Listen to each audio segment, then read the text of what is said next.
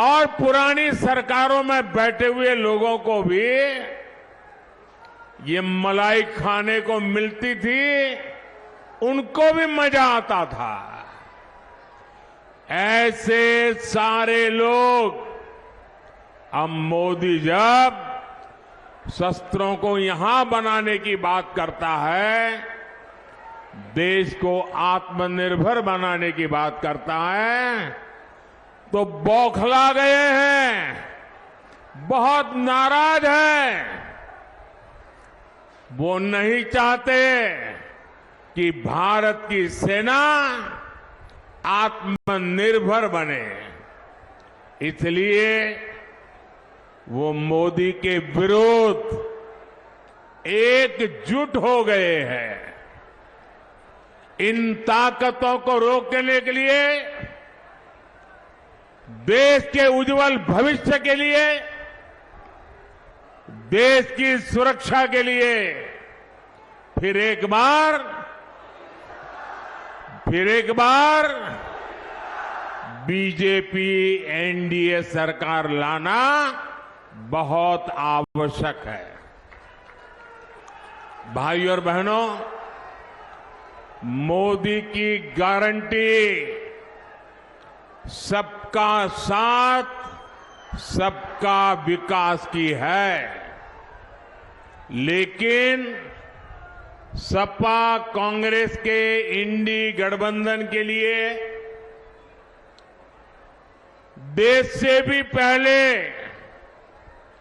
उनका vote bank और उनके लिए उनका वोट बैंक खास है। हमारा 10 साल का ट्रैक रिकॉर्ड हो या फिर भाजपा का संकल्प पत्र, हम जोर दे रहे हैं सैचुरेशन पर। कल्याणकारी योजनाओं का लाभ सबको मिले, पूरा लाभ मिले, बिना बिचौलियों को मिले, बिना रिश्वत को मिले, और जो हकदार है उस हकदार को अवश्य मिले। ये भाजपा का सैचुरेशन मॉडल है, क्योंकि जहां सैचुरेशन होता है वहां सभी हकदार को उसका हक मिलता है।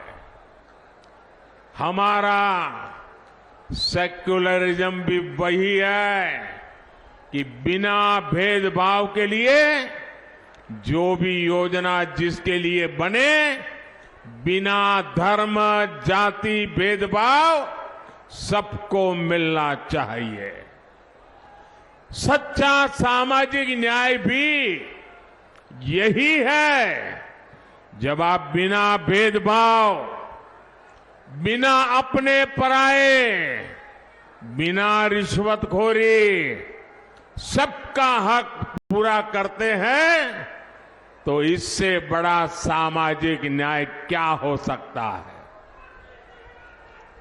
और आपने देखा होगा, फ्री राशन हो, मुफ्त इलाज हो, पक्का घर हो, टॉयलेट बनाना हो, नल से जल देना हो, ये सारे लाभ हर लाभार्थी को मिले, बिना भेदभाव को मिले, ये मोदी की गारंटी है। अच्छा, मेरा एक काम करोगे? सब लोग अगर हाथ ऊपर कर बताओगे तो मैं बताऊंगा। करोगे? पक्का करोगे? देखिए, मैं दिन रात मेहनत तो करता हूं, और यहां उत्तर प्रदेश में मेरी हर योजना को नीचे ले जाने में योगी जी भी रात दिन मेहनत करते हैं। उनकी पूरी सरकार मेहनत करती है। फिर भी जब आप गांव में जाएंगे, इलाके में जाएंगे, सोसाइटी में जाएंगे, हो सकता है दो चार लोग ऐसे मिल जाए जिनको अब तक ये योजना नहीं पहुंची है। तो मेरा एक काम करेंगे,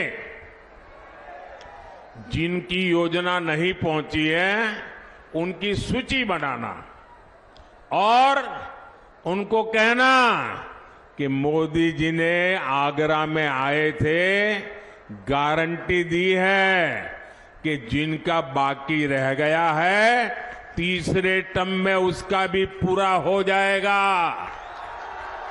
ये बता देंगे।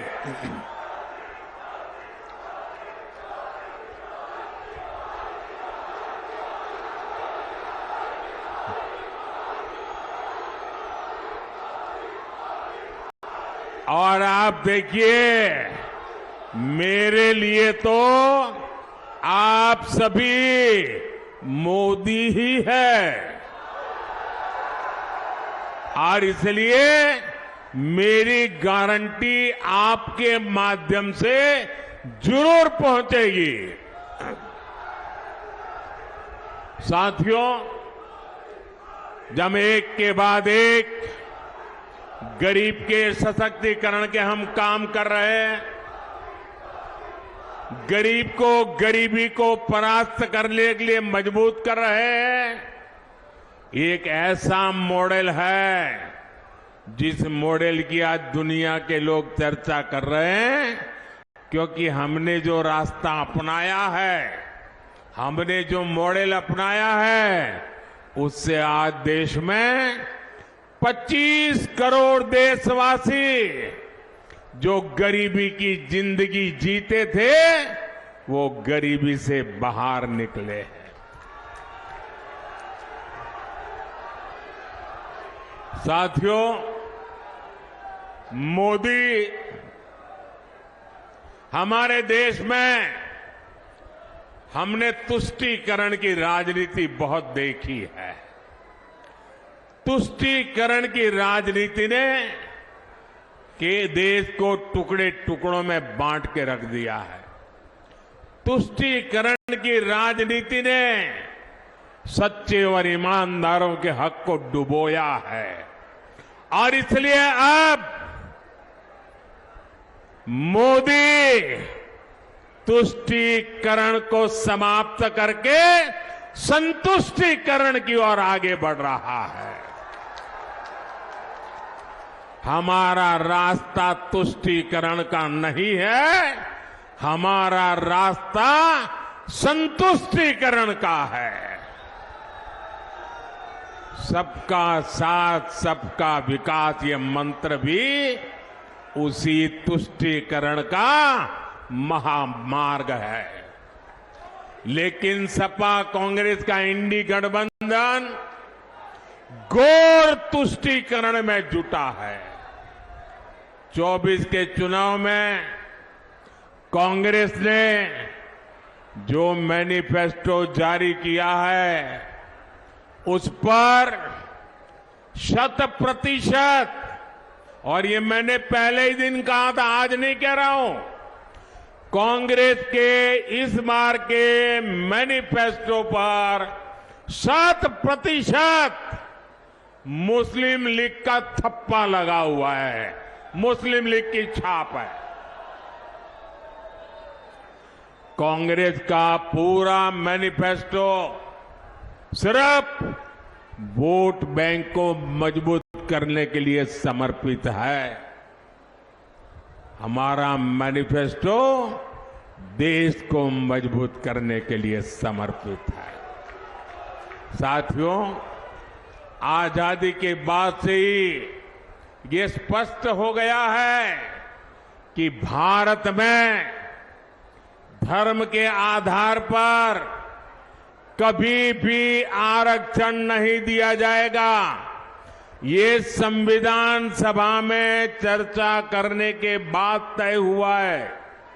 संविधान सभा में जो चर्चा हुई थी, जिसको बाबा साहब आम्बेडकर ने लिखा था, बाबा साहब आम्बेडकर की इच्छा थी, यही संविधान की मूल भावना है, यही सामाजिक न्याय है कि भारत में धर्म के आधार पर भारत का संविधान आरक्षण की सहमति नहीं देता है। लेकिन कांग्रेस एक ऐसी पार्टी है जो आए दिन बाबा साहब का अपमान करती है, संविधान का अपमान करती है और सामाजिक न्याय की तो धज्जियां उड़ा देती है, लीरे लीरे उड़ा देती है। इसी कांग्रेस ने कभी कर्नाटका में, कभी आंध्र प्रदेश में, कभी अपने घोषणा पत्र में बार बार धर्म के आधार पर आरक्षण की वकालत की।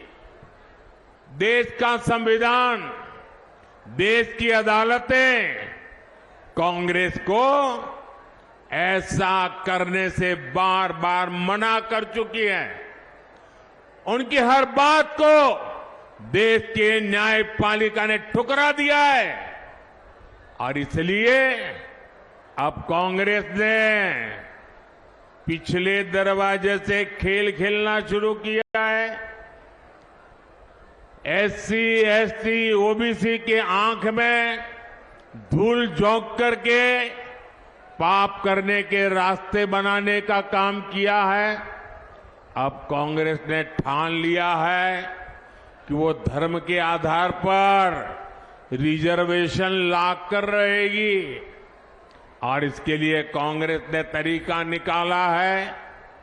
जो ओबीसी का कोटा है, 27% का जो ओबीसी का कोटा है, क्योंकि मैं भी उस समाज से आता हूं इसलिए मुझे उसकी पूरी बराबर जानकारी है।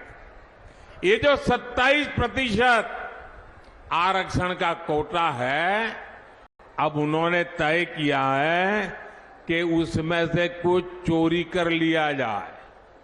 27% में से चोरी कर लिया जाए, छीन लिया जाए, चुपचाप छीन लिया जाए और धर्म के आधार पर आरक्षण दे दिया जाए। क्या आपको ये मंजूर है? ये आप सहन कर सकते हैं? ये आप स्वीकार कर सकते हैं? देखिए कर्नाटका ने क्या किया। कर्नाटका ने, वहां की कांग्रेस की सरकार ने रातों रात कर्नाटका में जितनी भी मुस्लिम जातियां हैं, छोटी मोटी, धनी, पढ़ी लिखी, सभी जातियों को रातों रात एक कागज पे थप्पा मारकर उनको ओबीसी बना दिया, रातों रात। और उनको कह दिया कि जो 27% है ना, अब आप उसके मालिक हो, जाओ लूट लो। ओबीसी के हक पर डाका डाला है। ये डाका है कि नहीं है? ये डाका है कि नहीं है? जरा पूरी ताकत से बताइए भाई, ये डाका है कि नहीं है? जरा इधर से माताएं बहनें बताइए, डाका है कि नहीं है? कांग्रेस का इरादा यूपी में भी यही खेल खेलने का है, यही कारनामा दोहराना है। देश में जहां जहां मौका मिले, ये पिछले दरवाजे से चोरी छिपी से ओबीसी का हक लूट लेना, एससी का हक लूट लेना, एसटी का लूट लेना और उनको दे देना। और इसमें उसे समाजवादी पार्टी का पूरा साथ मिल रहा है।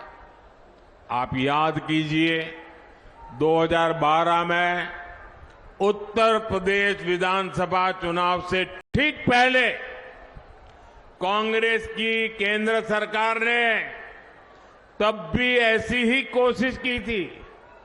इन्होंने ओबीसी के आरक्षण का एक हिस्सा धर्म के आधार पर माइनॉरिटी को देने का फैसला किया था। लेकिन तब ये अपने इरादों में सफल नहीं हुए। यूपी के लोगों को और विशेषकर ओबीसी समुदाय को कांग्रेस और सपा का ये खतरनाक खेल, कांग्रेस और सपा का ये खतरनाक खेल, ये मेरे ओबीसी भाइयों बहनों को समझना पड़ेगा।